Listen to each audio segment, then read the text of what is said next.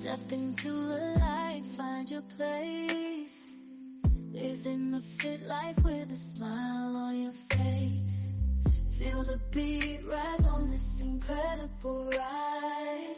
We're here for you, take it all in stride. Free, intentional, true, that's our cue. Together we'll shine, it's all brand new.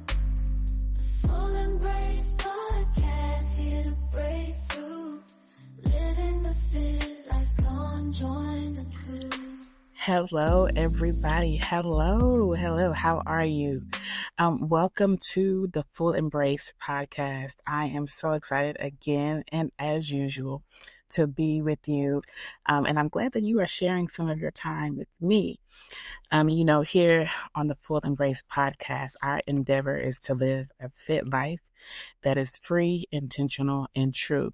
And I hope so far in the year of 2025, you have been able to do so, or you are in the practice of becoming more fit in any area of your life.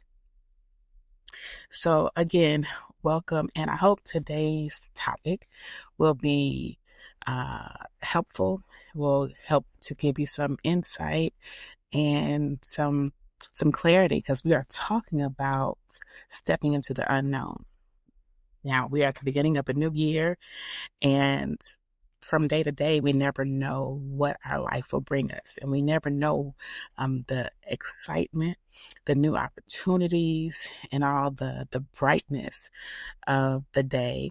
Or we never know what challenges we may have to face. And if those new opportunities, new relationships will be things that scare us, challenge us, stretch us, make us feel uncomfortable in any way. But we all encounter that, right? And it's okay. We live this life, and there's going to be an abundance of good, and then there will be an abundance of things that are more challenging. And we don't want to, at least I'm hoping that in this year, in this day, that you won't stifle any opportunity for positive growth, positive opportunities, positive change, just because you don't know the outcomes. In this day, in this year, hopefully me, you, us can learn how to let go of the need to control any of the outcomes and always be in the know. I think we need to know what is going to happen. Sometimes you just got to walk. Right. And that is what we're going to do as we fully embrace life. You can't really embrace anything. You can't really move forward and be accepting of anything if you are going to hide or stifle your growth or choose not to face what you don't have control over. So I found this quote, and it's really, I like it. And so it says that life begins at the end of your comfort zone. And that is credited to Neil Donald Walsh. Life begins at the end of your comfort zone. Now, let me tell you, comfort is comfortable. We all know that. A lot of times we are just, anything that requires a little bit of extra effort. I'd rather not, right? I'm gonna sit right here where I'm comfortable, and I'm gonna be okay with that, and the rest of the world is gonna have to be okay with that as well. But when you think about life begins at the end of your comfort zone, like, how does that resonate with you? For me, when I hear that as long as you're trying to be comfortable, you're not living.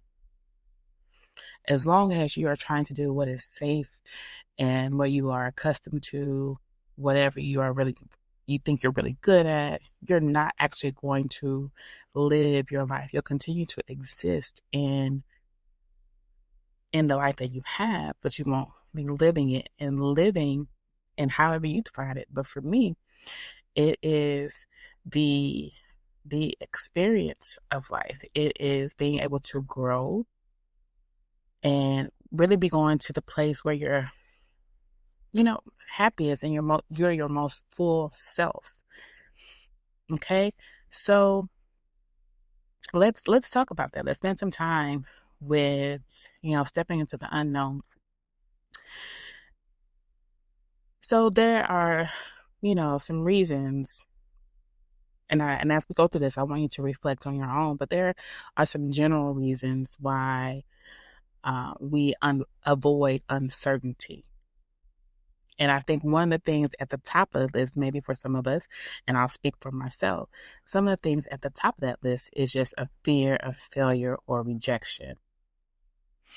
There is no other feeling or experience like the feeling and experience of believing that you failed at something or that you've been rejected by a person, a job, or anything that you pursued and felt that you were the right fit for.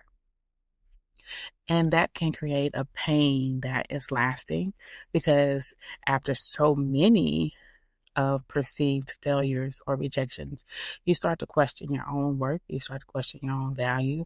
Are you really as good as you thought you were? Do you really have what, you think you can offer to that person, that experience, that job, that whatever? And so if you encounter those enough, and if you don't perceive them right, then it could keep you from trying again new things, because now you have created a new way of thinking about yourself. You have created a new way of thinking about life that says, I can't do it, or that hurt too bad the last time I tried, so why would I ever put myself in that position? So we develop this fear of failing and rejection. But I've heard that you can fail forward. And what that means is you can continue to try, and maybe you don't make it the first time, second time, fifth time. But when you fail forward, you are taking lessons, you are taking, the opportunity to look at, well, how can I re-strategize? What can I do differently? How can I develop myself so that the next time I try this thing or I go into this unknown space, I feel more confident, or I have a better, if it's for me, right, I have a better chance of actually achieving or gaining what it is that I am seeking in that moment. So, as I stated before too, another reason sometimes we avoid uncertainty or going into the unknown is because we desire control and predictability. Now, I again, speaking for myself, but I'm sure some of you can relate that if I don't know what's happening, or if I can't, say yes or no, up or down, right or left, chances are I'm not gonna like it. I don't like being a passenger. As much as I hate driving, because traffic and other things, and gotta be on and focused and attentive. I'd rather drive in some cases with some people than to be the passenger. And but I think maybe we have that phenomenon. If you are ever the passenger, if you're coming to a place where you need to brake, we all have that invisible brake over there with us, and we're pressing down, or we're doing anything that makes us feel like we have some control in the situation or in that predicament. So yeah, that just when you are going into something that you don't know about, you go in with no knowledge. It's unknown. So the knowledge, what a lack of knowledge in regards to what you're supposed to do, how you're supposed to do it, when you're supposed to do it, until you get into the unknown situation and become familiar.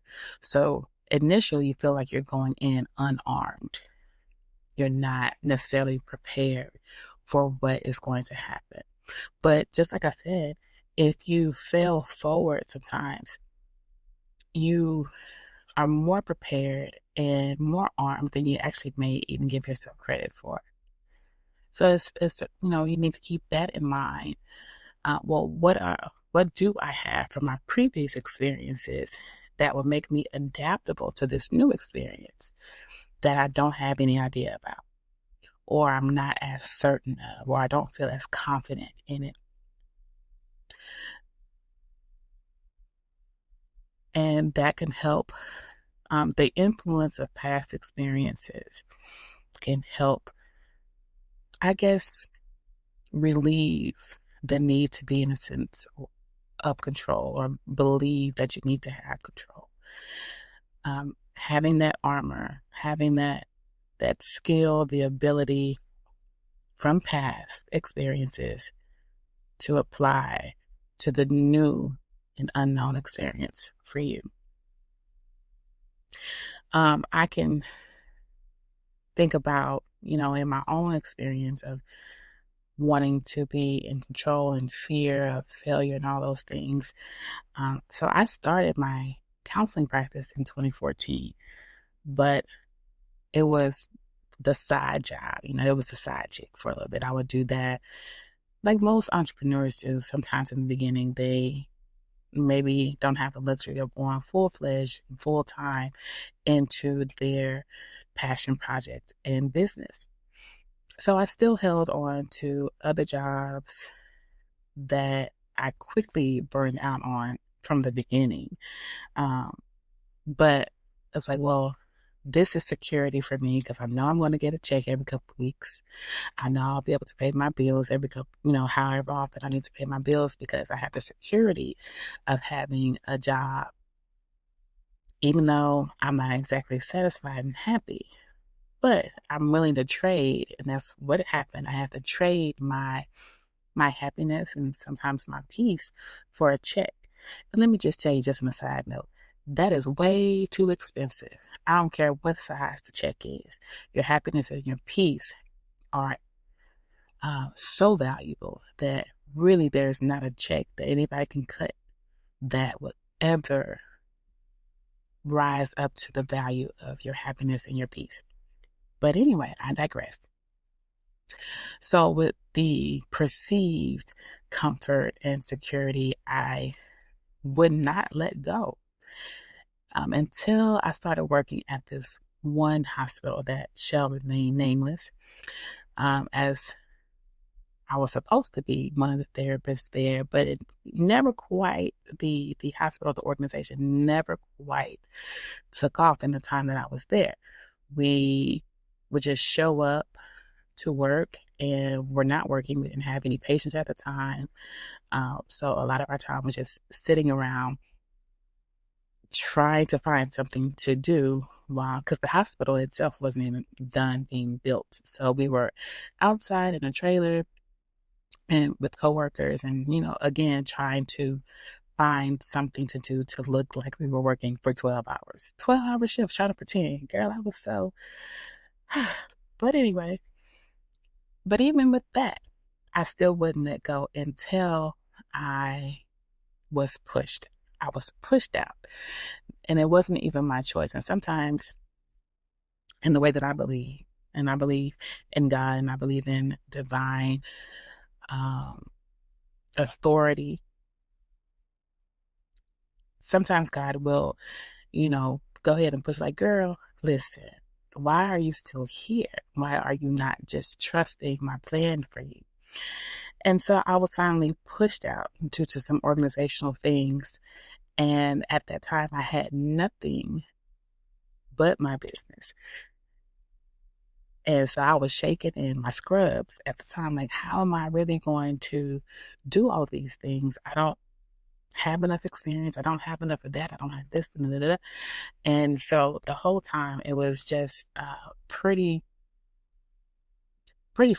frightening, quite frankly, to go ahead and make that move. Well, since I didn't have a choice, it was quite frightening to just do it unexpectedly. But at the same time, I also knew that it was what I needed, because I otherwise wouldn't have moved. Have you ever done that? Have you ever been in a situation too long, had a desire for other things, wanted more for your life in whatever way, and because you had grown so accustomed to, or felt like you had more security in the thing that actually was disturbing your peace, that you actually didn't move. You didn't take that leap.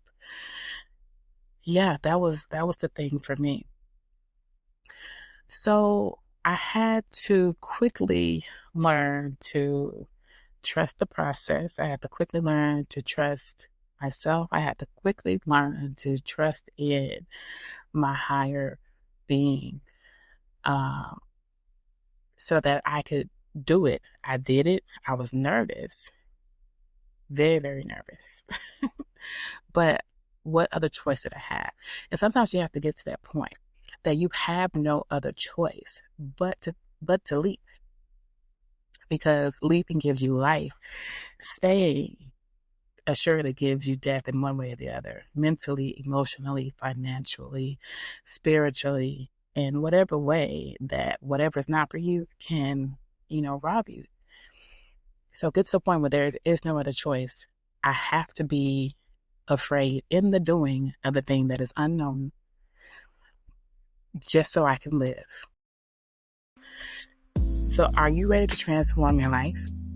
Join the Keep It 100 day challenge starting February 1st. For just $100, you'll commit to creating and supporting one new behavior that enhances your personal development. You'll also receive one individual coaching session each month during the 100 days.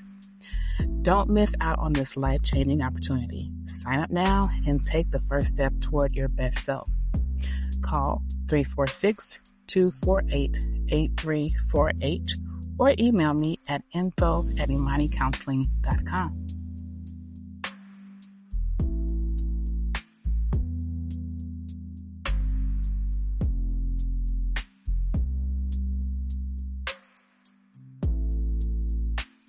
All right, welcome back, ladies and gentlemen. So I've shared with you a personal story of my own about facing fears and being pushed into an opportunity and not really having a choice whether or not I was going to do it. And so what I would encourage you to do, much like I did, was really looking at how it can grow you, and how that one experience, there are others, but how that one experience really changed some things in my perspective, and how it ultimately began to change my life. So I had to learn what I learned about myself during that time, is that I actually am a little bit more resilient than I thought. Oftentimes you don't know your strength until you have to use it.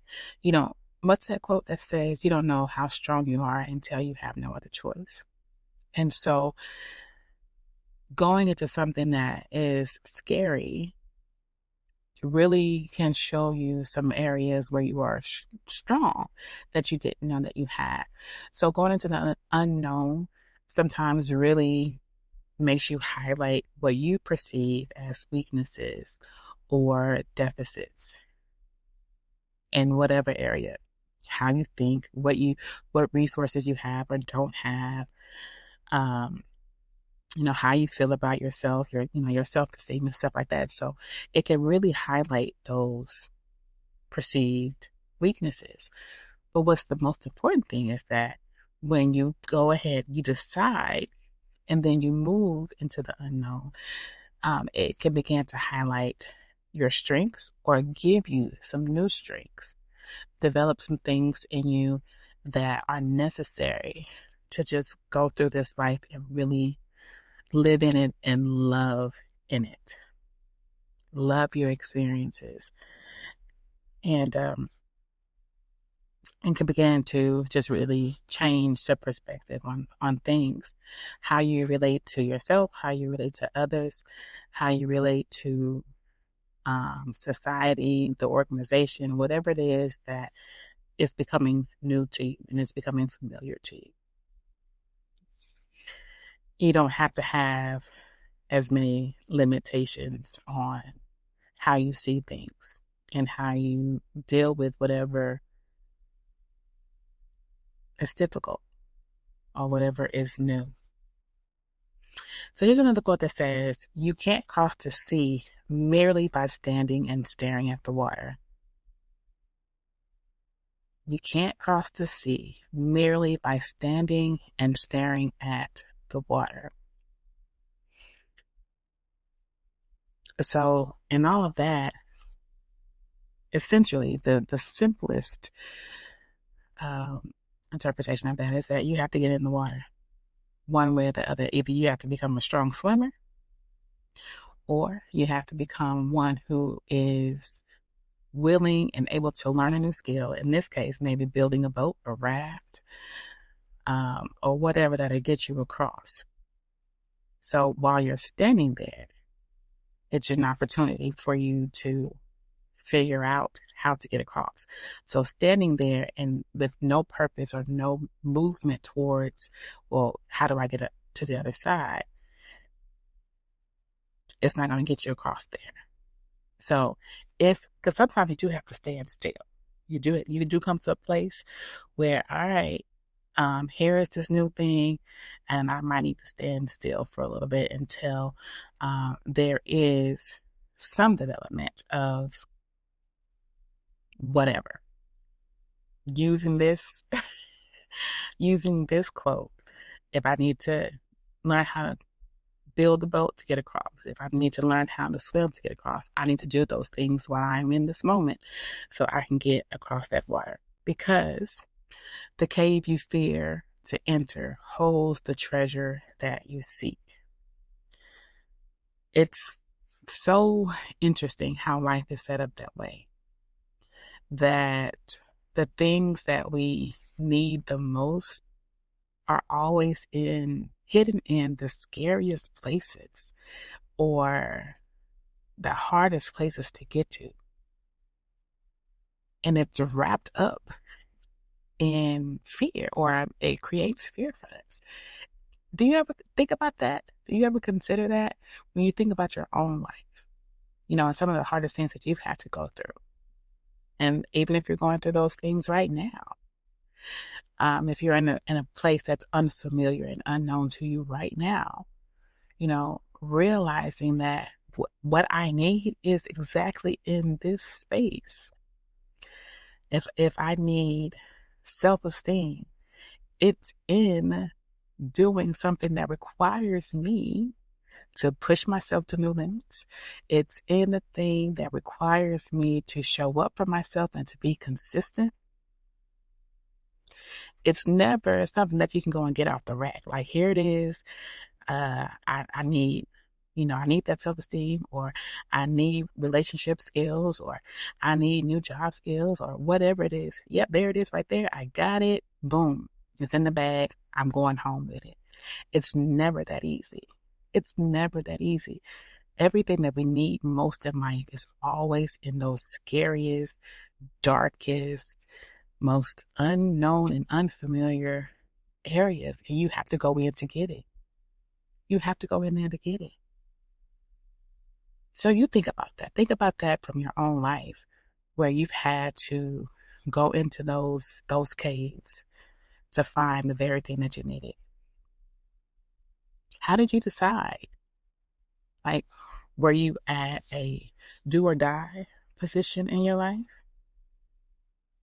Was it something that you personally just decided, hey, I recognize that, I need something new for myself, so I'm going to just go ahead and do it?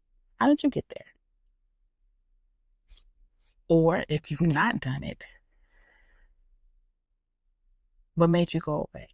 What made you go away from the opportunity to get to go into those unfamiliar and unknown places to get what you actually needed? Food for thought.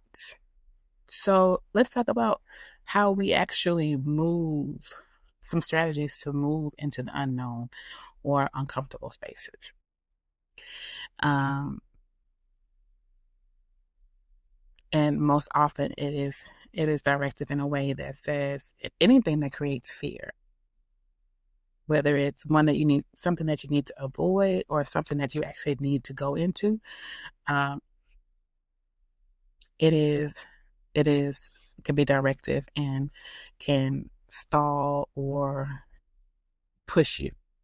So in the case of reframing fear as excitement, that simply means to not look at it as something, not look at the unknown or that new opportunity, whatever it may be, as something that you should avoid because you don't know how to do it, but being excited about what you can actually learn. Um, Being able to do something that is completely new from what is normal for you. And don't get me wrong, having a quote unquote normal, steady, consistent life is not wrong. So I'm not saying that if you are in a place where things are, um, I guess, settled and you're content, that you shouldn't embrace that as well. But when it comes to what I am saying, when it comes to those times and those spaces in your life where it is time for a change or you want something different, that you can look for and be excited about the newness of it.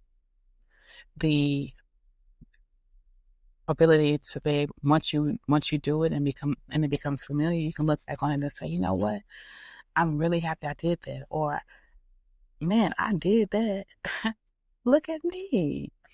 Being able to root for yourself and really cherish the fact that you used and developed some new strengths.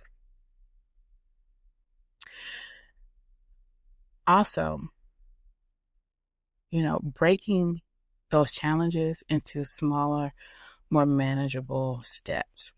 So instead of looking at the big picture and saying, golly, I have so many miles to go, you just, I'm going to get through these first 5 miles like this.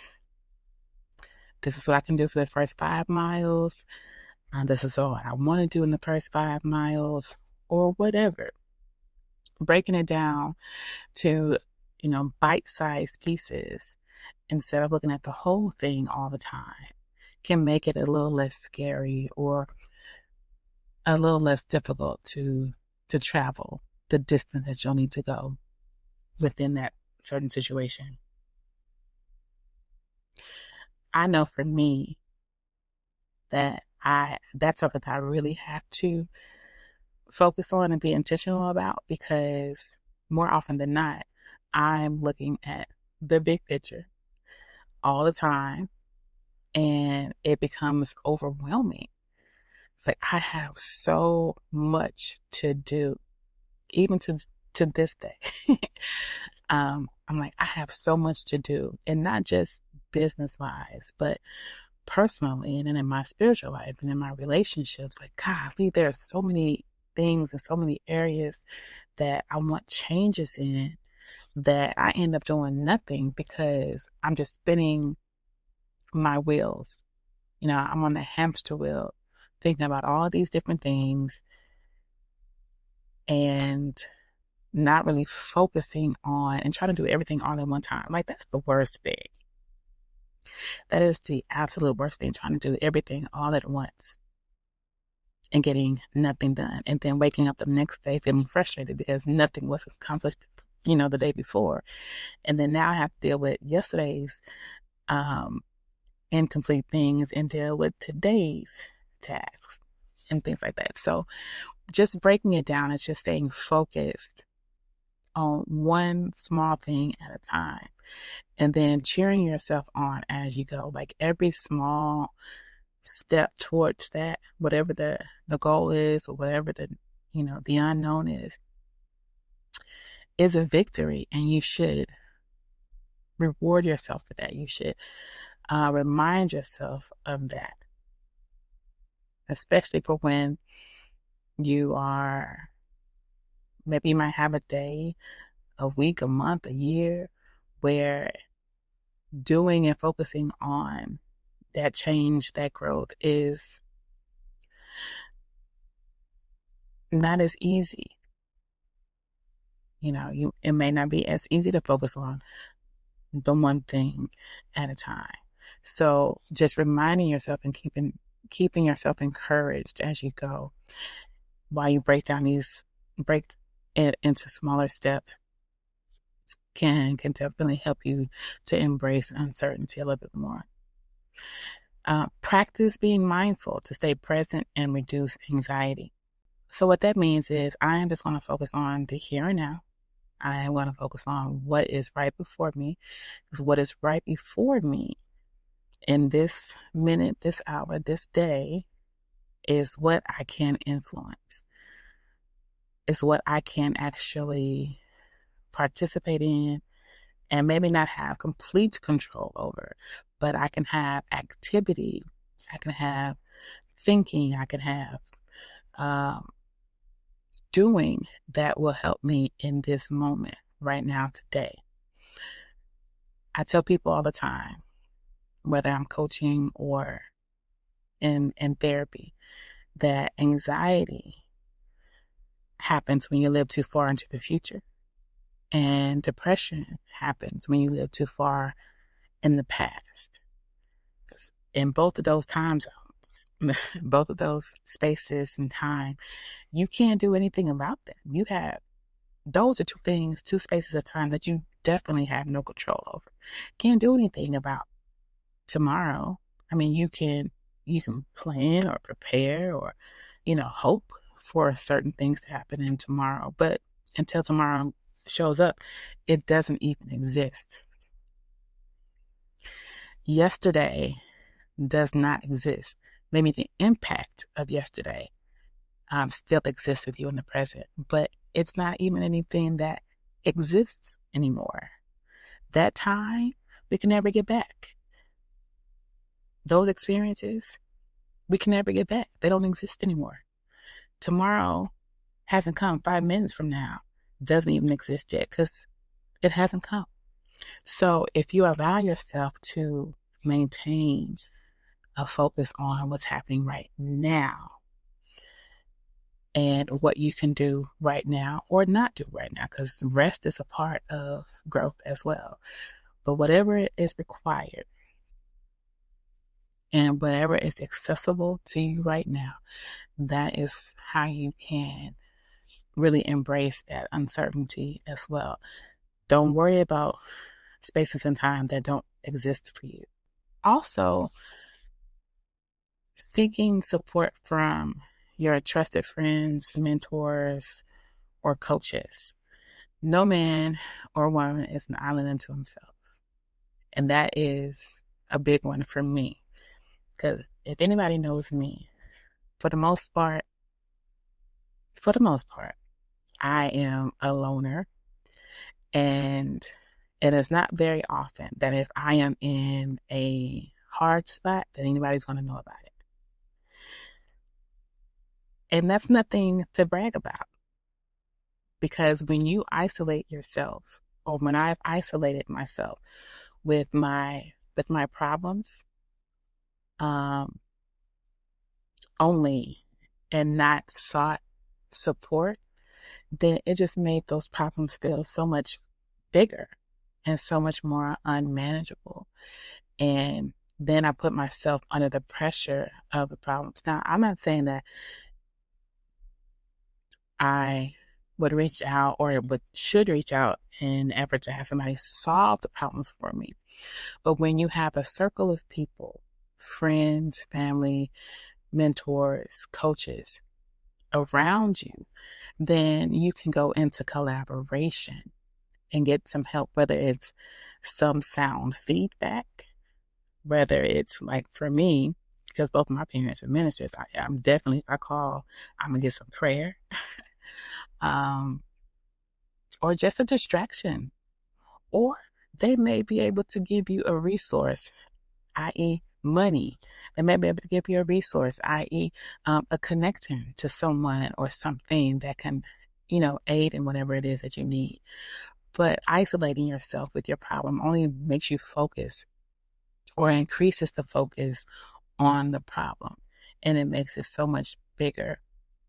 So yeah, look into your circle of people. And if you don't have a circle of people that, or I should say this, if your circle of people are people that you would not reach out to for whatever reason, then you need to reevaluate your circle.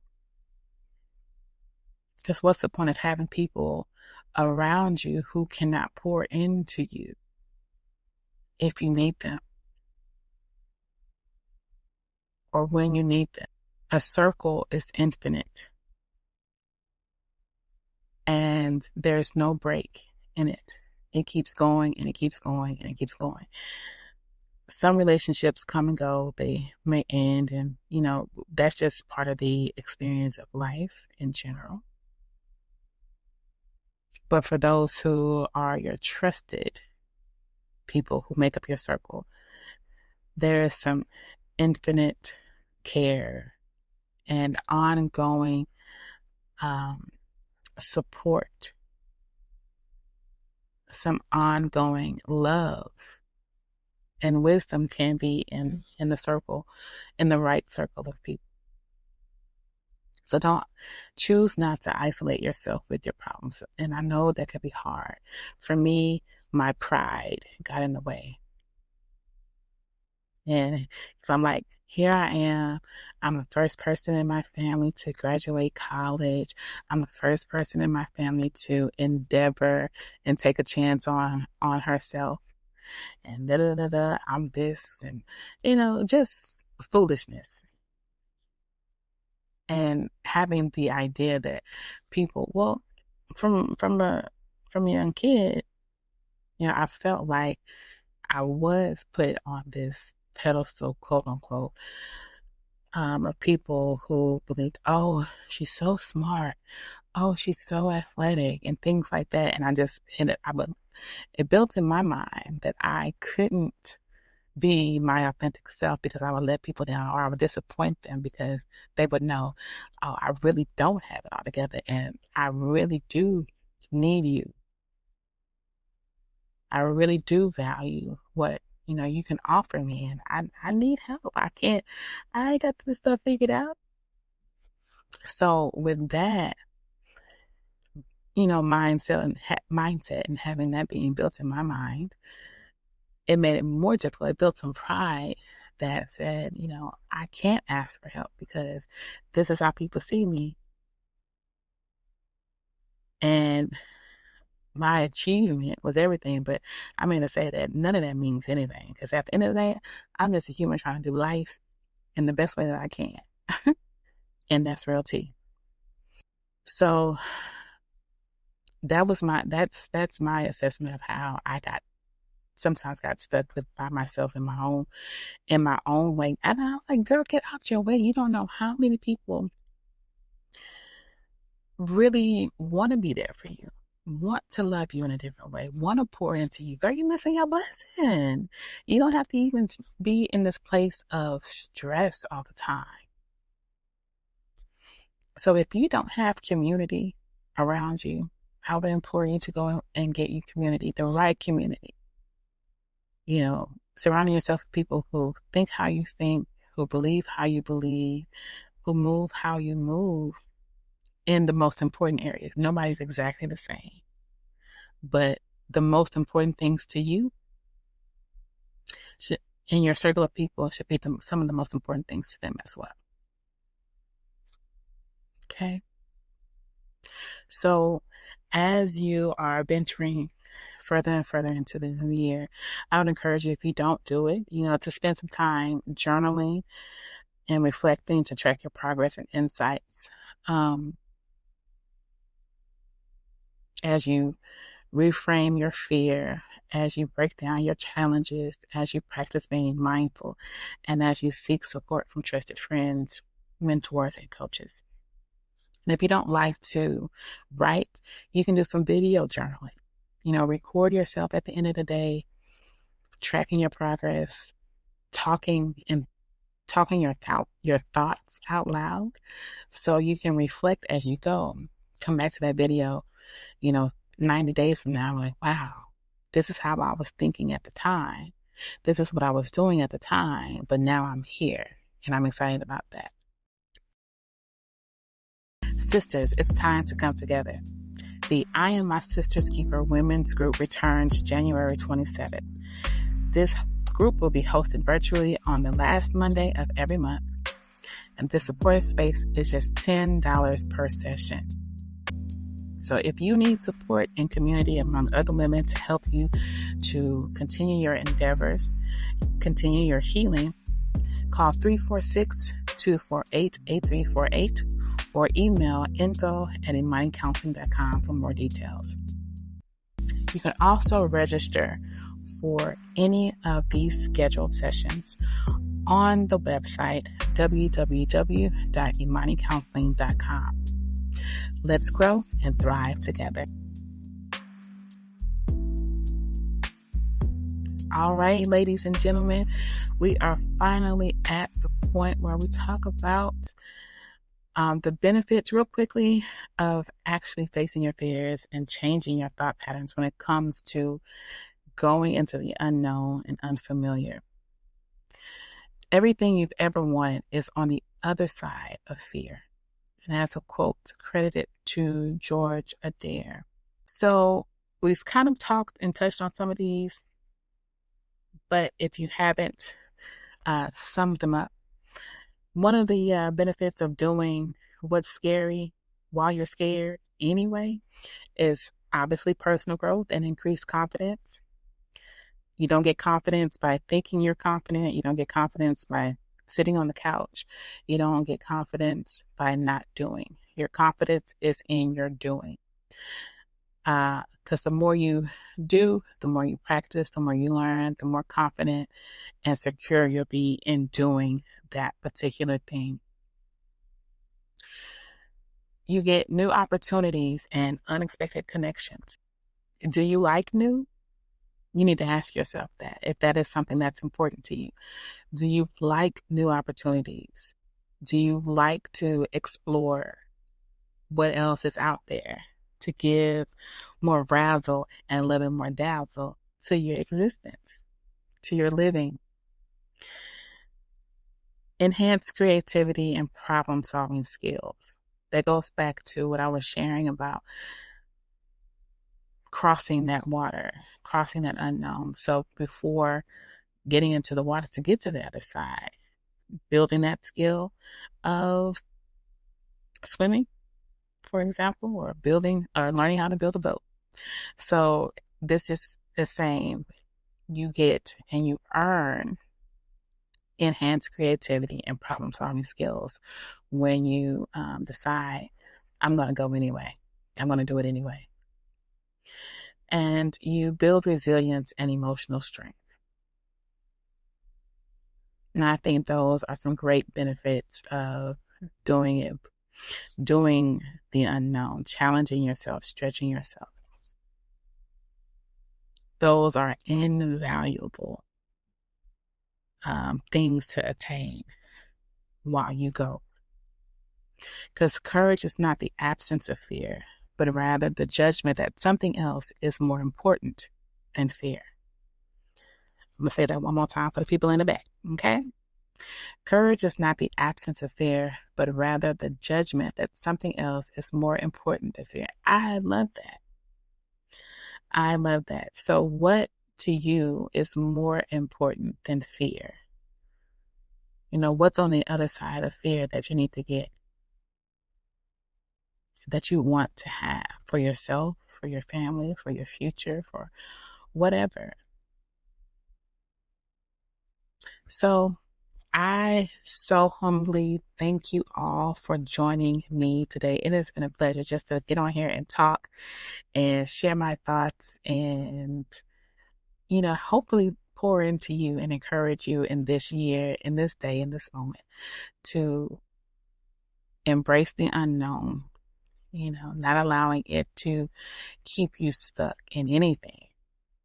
Because at the end of the day, to me, you deserve it. I deserve it. We deserve it to be able to move freely, intentionally, and being true to ourselves. And again, if you would like to participate in the Keep It 100 challenge or to join the women's group, please feel free to reach out 346-248-8348 or info@imanicounseling.com. I would love to hear from you and spend more time with you. But keep coming back to this podcast. Share this podcast if you find the value in it, which I hope you do. And until next time, keep being fit. Hey, and go ahead and take the leap. All right. You got it. You got this. It's okay. All right, y'all. Y'all be easy.